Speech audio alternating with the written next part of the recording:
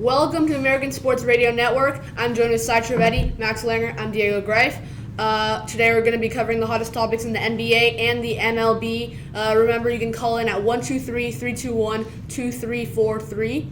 That's 123-321-2343. Starting us off at the NBA, you have a bunch of teams, building up this free agency, especially, two teams in LA, the Clippers and the Lakers. What do you think? Who do you think is going to come out on top?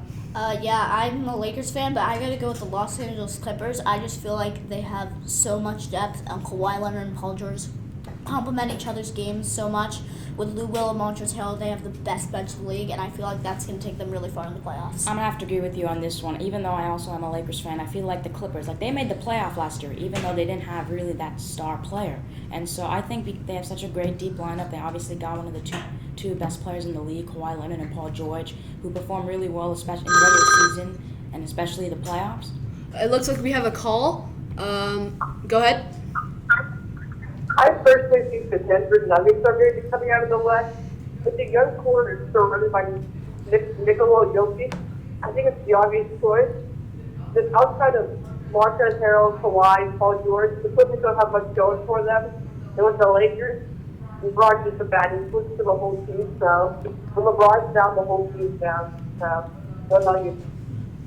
The Denver Nuggets, the thing with the Denver Nuggets is all the other teams in the Western Conference improved, and all the Nuggets did was brought back Paul Millsap on a $30 million team option and got Jeremy Grant from a first-round pick from the Warriors. I just feel like the other teams in the West improved so much more.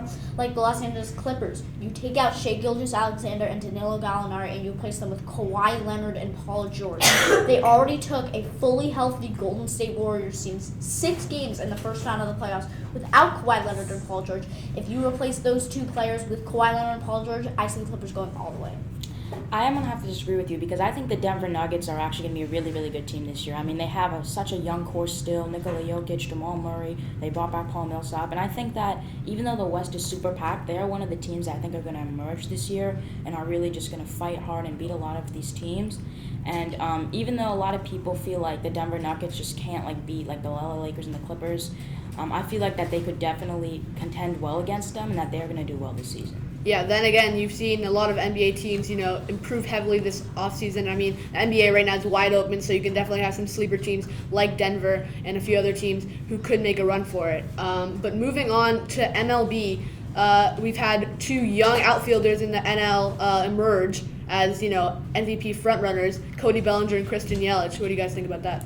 Well, I think that both of them are really tight right now. If they continue to be on pace as they are right now, they're going to just be tied at the end. So I feel like one of them has to emerge or one of them has to fall in order for that to happen. I feel like both of them are just fantastic hitters. They both have some really, really good averages. So great defenders, too, out in right field. Cody Bellinger, he's on a fantastic team in the Dodgers, also starting to play first base a little bit now. And I think that if one of them emerges or one of them falls, that's really going to decide who this MVP is. Yeah, I agree. I actually think Yelich is putting up better stats than Bellinger, but I think there are 3 things that put Bellinger over Yelich. One, Yelich won the MVP last year, and I think they want to give it to someone different this year. One, the Dodgers are doing so much better than the Brewers, and then also I think that that Bellinger's defense really puts him over Yelich as well. All right, well, that's all we have time for. Thank you for tuning in, and we'll see you tomorrow.